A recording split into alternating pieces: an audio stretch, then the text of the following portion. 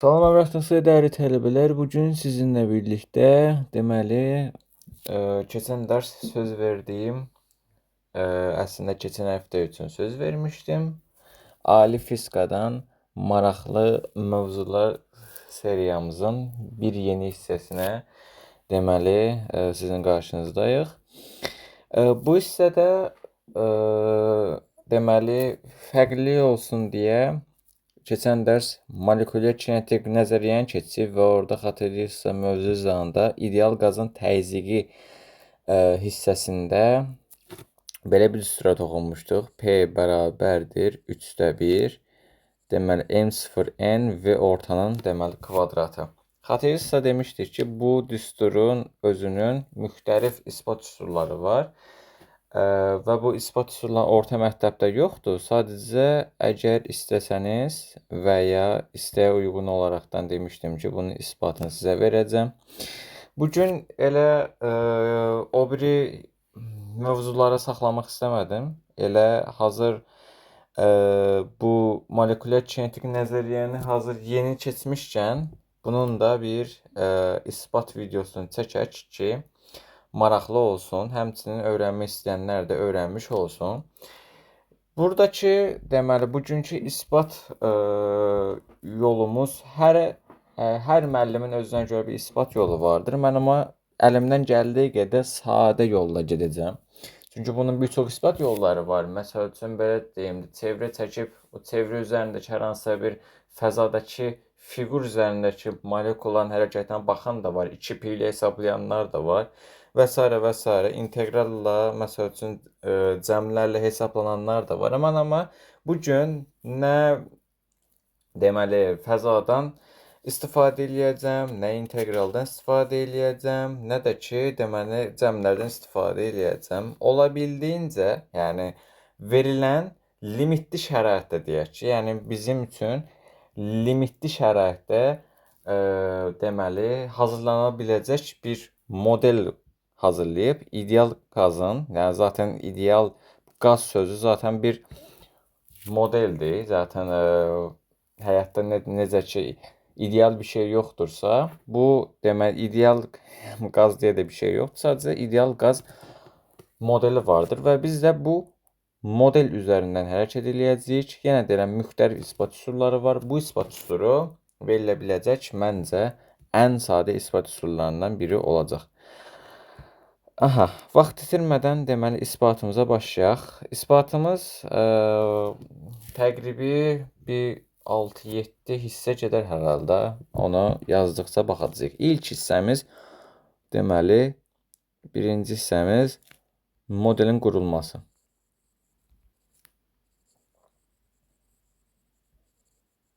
Aha, məsəl üçün tutaq ki əlimizdə bir fiqur var. Məsəl üçün olsun bu kub.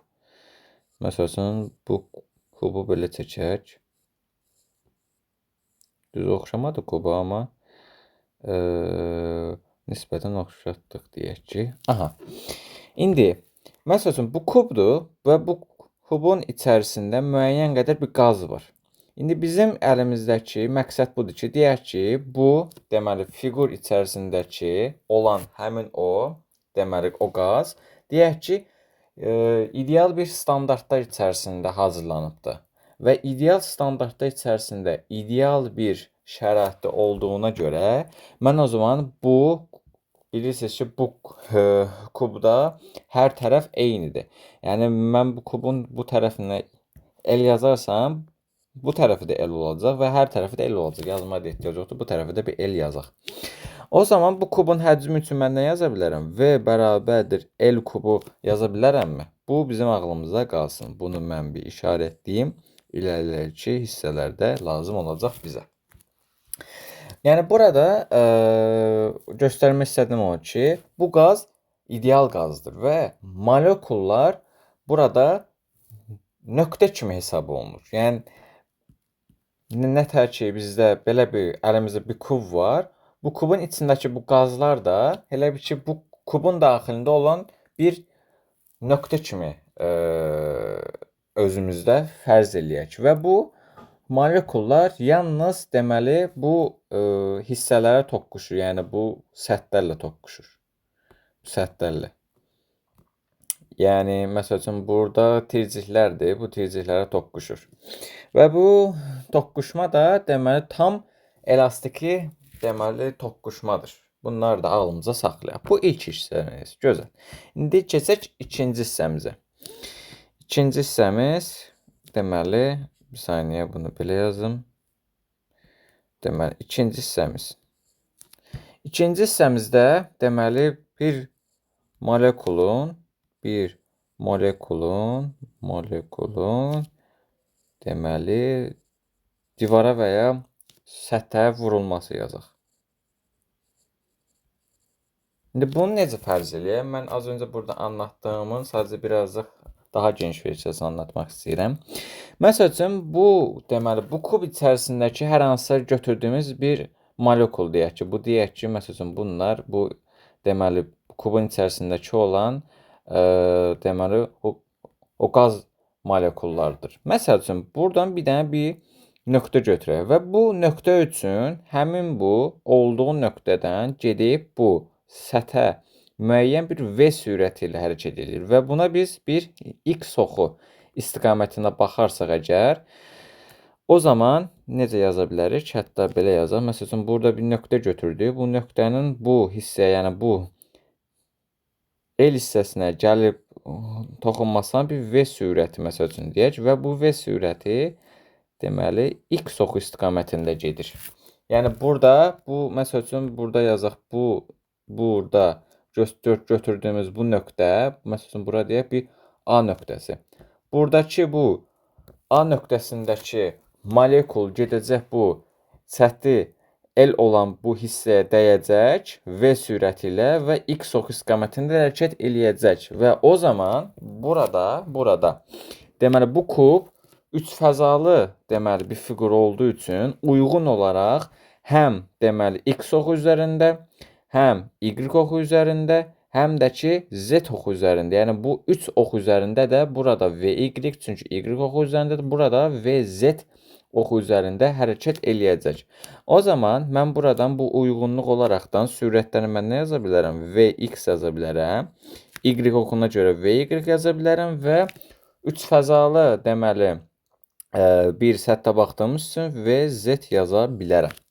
Deməli buradan göstərdi ki, bu molekulun deməli V sürəti ilə buradakı bu L səthinə vurması, V sürəti ilə vurması burada X-dir. Burada həmçinin buradakı səthə üstdəki səthə vurulması Y oxu üzərində olduğu üçün bura deyəcəyik bir VY və buradakı bu tircikdəki olan səthə vuran isə burada olacaq VZ istiqamətində yazacağıq. Bunları o zaman mən bunları kiçik bir şəkildə yazım. Hətta biraz da xəttimizi kiçildək ki görsün. Bu hissəyə məsəl üçün bir VZ yazacağam. Bura VX yazacağam. Bu istiqamətə də deməli üzr istəyirəm. Bu istiqamətdə VY yazacağam. Çünki burada Y oxu istiqamətindədir. Aha. Yəni biz burada əslində çətin bir şey yoxdur. İstənilən bir molekul, yəni bu fiqurda bərabər istiqamətdə faydalanır. Yəni istərsə bu Y oxu üzərində gedə, istərsə deməli X oxu üzərində gedə bilər, istərsə də Z oxu üzərində. Yəni eynən bunun bu istiqaməti bu Y-in əksi olacaq VY, bu X oxun əksi olacaq VX, bu Z oxun əksi də olacaq VZ. Yəni eynən elə bir ki, tam bir çevrə kimi yol gedibdir. Əslində bunun bir başqa izahı da budur.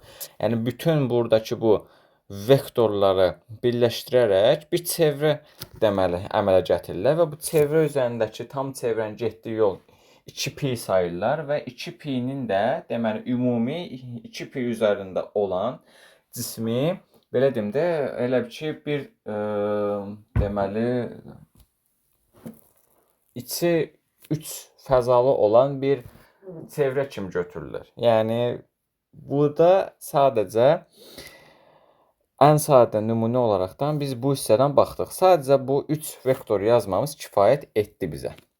O zaman biz X oxu istiqamətində gedən əgər ki, sürət vektorumuza Vx deyə xitab edərsək, o zaman burada nə dəyişir? Sadəcə x oxunda olarkən divara dəyən yalnız Vx dəyişəcək. Çünki fikir verirsəniz, zaten buradakı bu L səthinə, əsas L səthinə toxunan zaten x oxu üzərində gələcək. Y oxu görsünüz ki, yuxarı doğru çıxacaq. Burada isə fəzaya doğru deməli bir hərəkət sərgiləyəcək. Bunu iləriki hissələrdə bunu sizə göstərəcəm tam aydın olaraq da. Bu deməli ikinci hissəmiz. İkinci hissəmizdə o zaman biz deməli belə bir şey yaza bilərik. İmpulsun tam saxlanması deməli qanunda xəta eləyirsə bir nümunə yazmışdıq. O nümunədə deməli demişdik ki, deməli cisimlərin toqquşmadan əvvəlki sürətlər toqquşmadan sonraki sürətlərinə deməli əgər ki, impuls dəyişməsini tapmaq istəyiriksə, bunların deməli fərqi, yəni impulsdan əvvəlki halın fərqi, daha sonra impulsdan deməli toqquşmadan sonraki fərqi, toqquşmadan əvvəlki halın deməli fərqinə bərabərdir. O zaman burada belə bir şey yaza bilərik. Əgər ki, buradakı bu mən Vx oxu üzərində gedən cismin impulsuna bir mənfi m0x, hətta belə yazaq, markerlə yazaq. Əgər ki, bu cismin deməli bu istiqamətdə deməli toqquşmadan əvvəlki halına deməli bir Vx oxu üzərində götürərsəm, o zaman burada m0 Vx yaza bilərəm. Və həmçinin bu deməli cisim bu səthdə deməli toqquşduqdan sonra o zaman bunun əks istiqamətinə gedəcək. O zaman mən orada deyirəm bir mənfi Vx deyirəm və oradakı impuls isə deməli mənfi m0 Vx deyirəm. O zaman impuls deməli dəyişməsini alarsaq delta P bərabərdir. Deməli mənfi m0 Vx çıxılsın, üzr istəyirəm, bunu belə yazaq mötərizədə. Çıxılsın deməli m0 Vx. O da bərabərdir. Deməli, buradan da alırıq ki, delta P bərabərdir mənfi 2 m0 Vx. Bu da bizim əsas bir nüansımız. Yəni, bu hissədən görürük ki, cismin, yəni bu cismin bu səthə, yəni L səthinə təsiri zamanı cismin aldığı impuls burada 2m0 Vx olacaq. Yəni, əgər ki, biz modulla baxarsaq, cismin bu səthə, yəni L səthinin aldığı deməli impuls 2m0 Vx olacaq. Buradan yazarsaq, L səthinin aldığı deməli impuls 2m0 Vx qədər olacaq. Hətta burada delta P olaraqdan nüansımızı yazaq. İndi keçək üçüncü addıma. Üçüncü addımda bizdə nə olacaq? Üçüncü addımda deməli əsas nüansa diqqət edəcəyik. Buradakı nüans nədir? Əgər ki, bu indi cisimlər az öncə dedik ya, səthə dəyir və geri qayıdır. Yəni həm birinci toqquşur, sonra isə deməli geri qayıdır. Bu müddətdə, yəni cismin molekulunun gedib qayıtmasına nə qədər müddət sərf olunur? Yəni bu iki zərbə arasındakı vaxt. Üçüncü budur. Vaxt. Aha. Vaxtda necə olacaq? Məsəl üçün, molekul səthdən çıxıb o biri səthə doğru gedir. Və sonra yenidən məsəl üçün geri qayıdır. Yəni bir məsəl üçün ümumi bir kub çevrəsi qədər yol gedib olub L, təzədən getdiyi yolu da təzədən nə tər ki bu səthə dəyəcək, təzədən qayıdacaq o biri səthə yenə də L. Ümumi cismin getdiyi, yəni vaxt üçün baxarsaq, bir tam periodda baxacağıq. Vaxt üçün baxarsaq, o zaman cismin getdiyi yol, daha sonra üzrdən molekulun getdiyi yol S bərabərdir 2L olarsa, o zaman deməli V bərabərdir S böl T düsturundan biz buradan deməli delta T-ni alarsaq, deməli S böl V alacaq, o da bərabərdir. Burada S-i nə tapdıq? 2L tapdıq. Gətirib yazıram bura 2L. Yaxşı, cismin bəs sürətini nə tapdıq? Bu ixtiyari deməli L səthinə toqquşma zamanı Vx tapdıq. Yəni burada Vx-i işarə edirik. Vx burada işimizə yarayacaq. Burada Vx yazacağıq. Bu da bizim deməli ikinci hissəmiz, yəni daha doğrusu üçüncü hissəmiz. Burada tam yazarsak 2L bölünsün Vx. Bu da bizim bir başqa nüansımız. Bunu da buradan işarətləyək. Aha. İndi keçək deməli bu neçədir? Bu üçüncü addım idi. Keçək deməli dördüncü addıma. Dördüncü addımda hər bir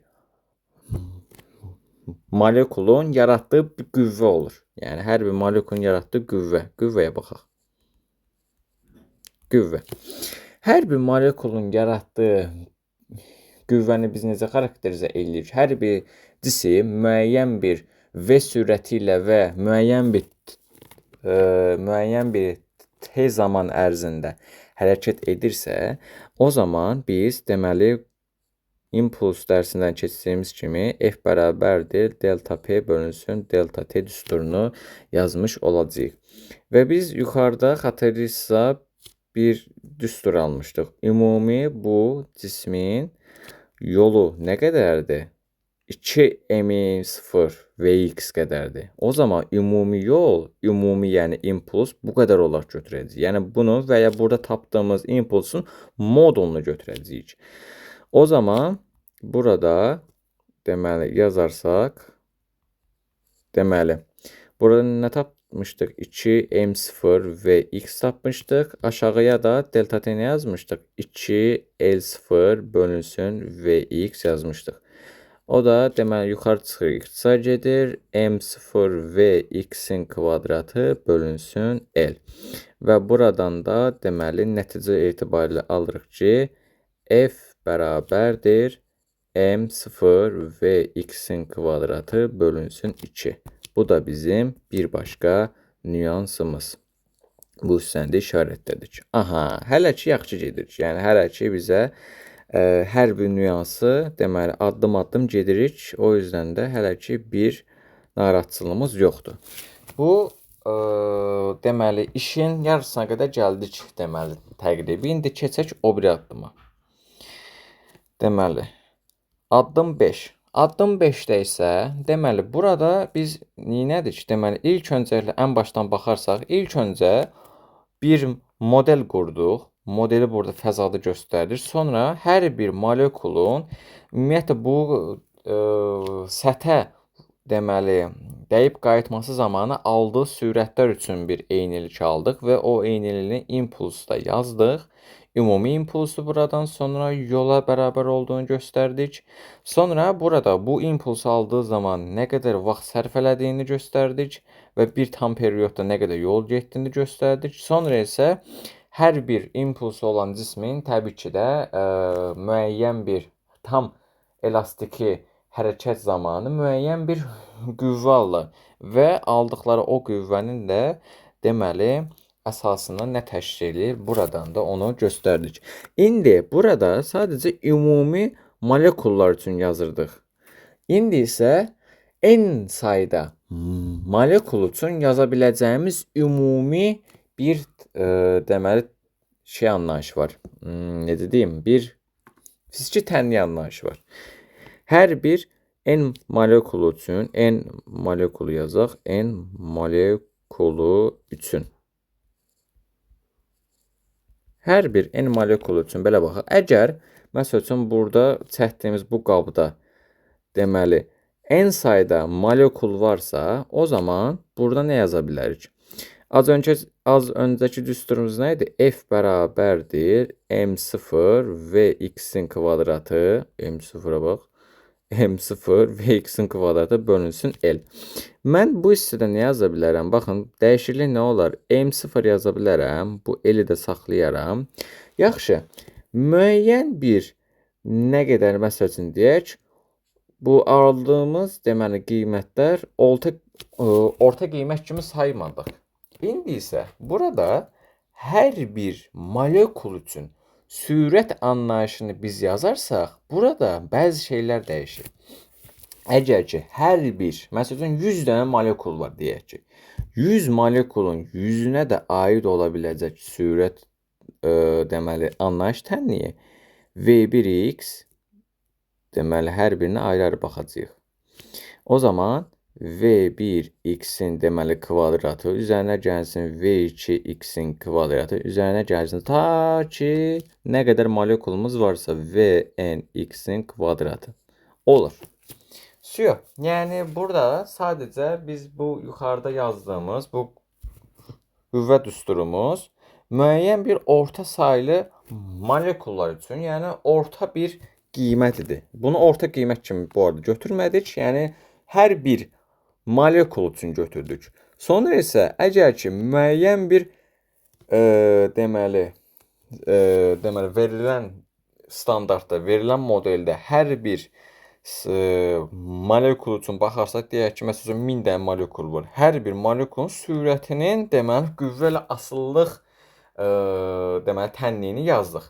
Və bu hissədən də bizə deməli orta deməli bir saniyə markeri dəyişdim. Orta kvadratik sürət üçün yazdığımız belə bir düstur vardı. Vx ortanın kvadratı bərabərdir. V1 x'in kvadratı üzərinə gəlsin, V2 x'in kvadratı üzərinə gəlinsin, Vn x'in kvadratı bölünsün n.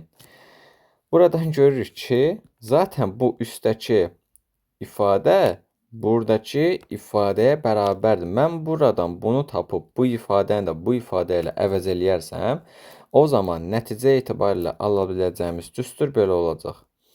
Deməli, marker dəyişdirim. F bərabərdir. Deməli, bu yuxarıdakı hissəni taparsam, bu gələcək bura. Bunun altından 1 yazacaq. Bu gələcək bura. Çıxacaq yuxarı. Vn x olacaq. Yəni, n vurulsun.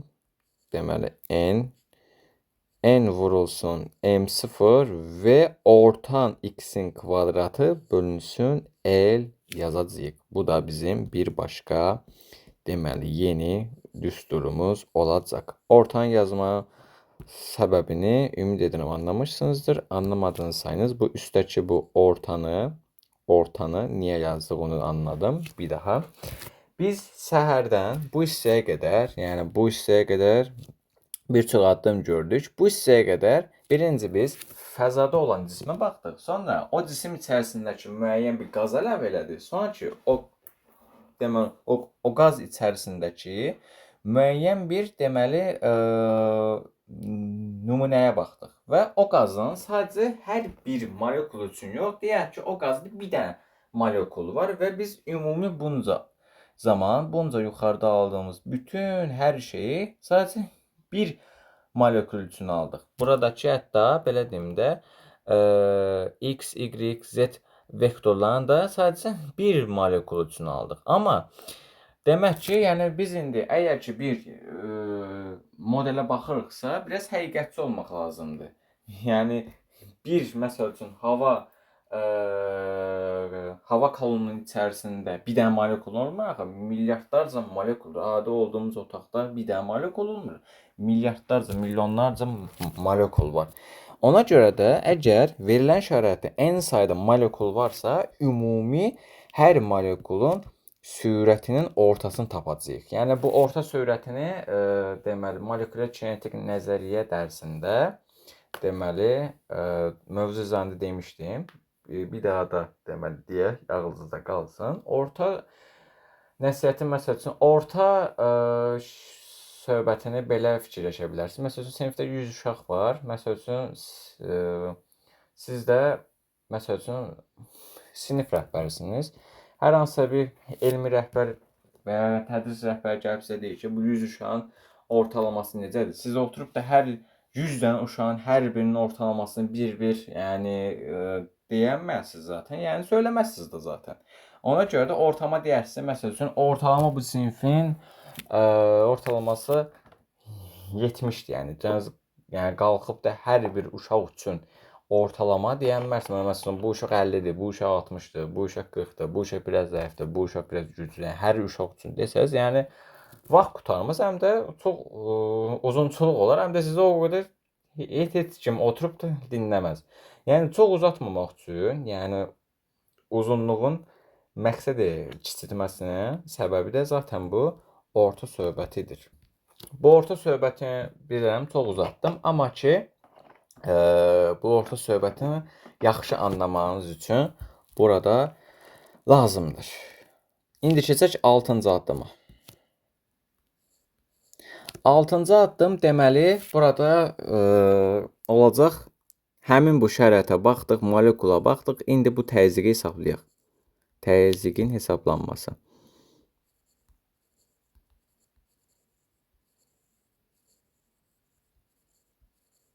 Aha. İndi bu təzyiqin hesablanması bilirik ki, biz təzyiq dərsindən keçmişdik ki, P bərabərdir F böl S-dir. Düzdürmü?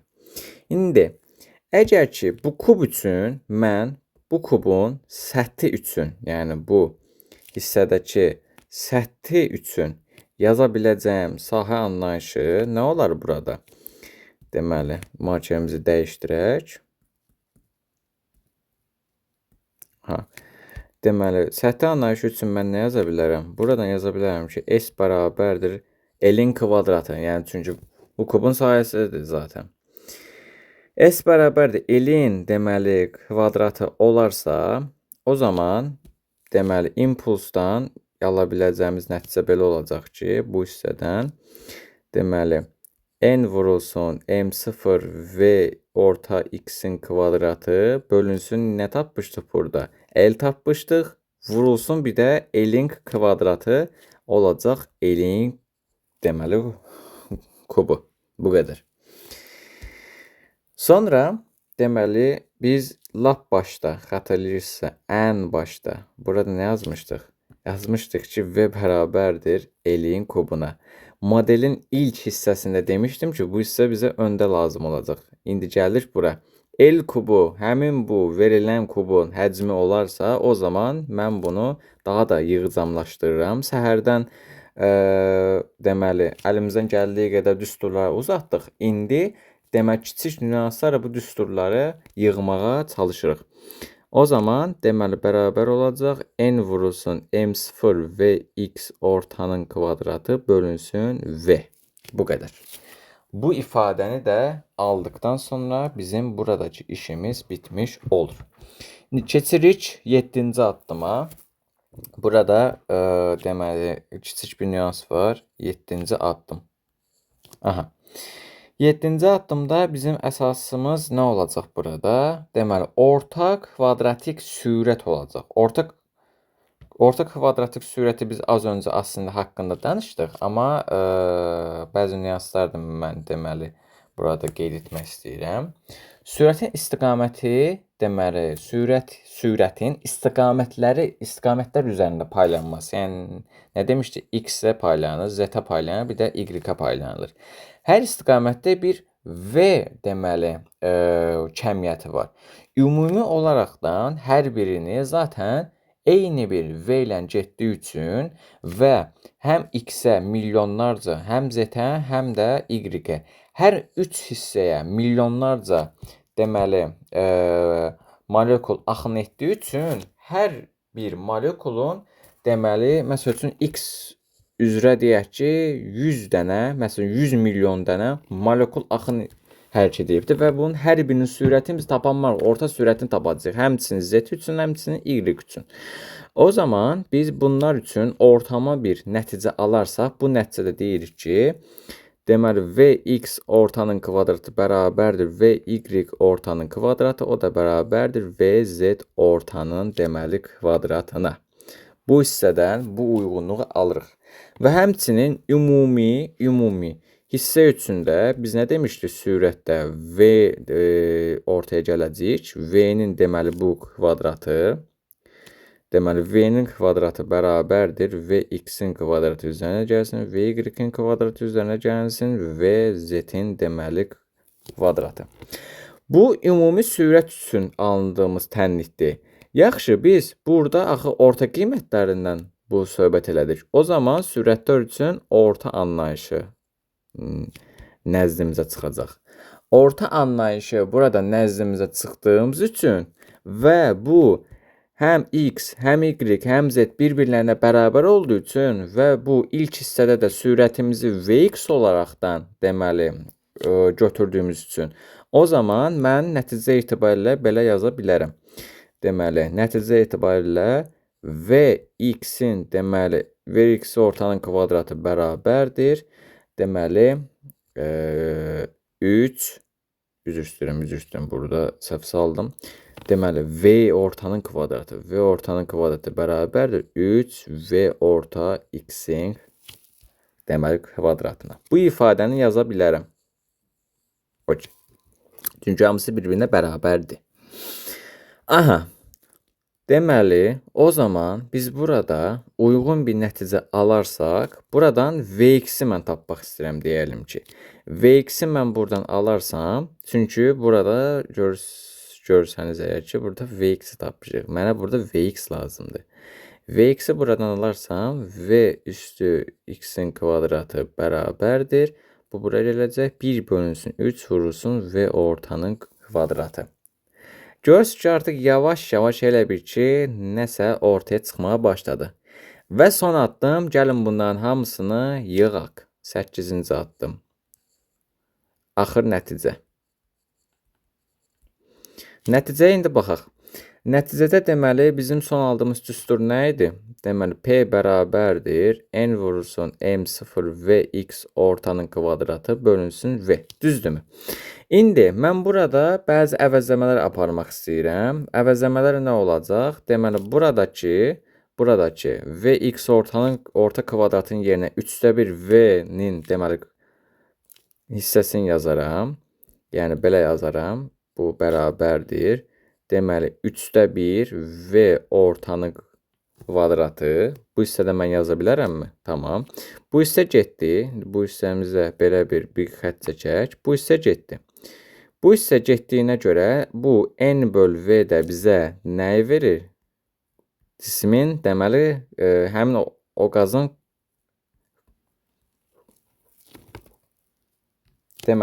qazın konsentrasiyasını verdiyi üçün N böl V-nin də yerinə mən bir N yazaram. Buradakı hər bir molekulyar kütlə üçün də M0 yazaram.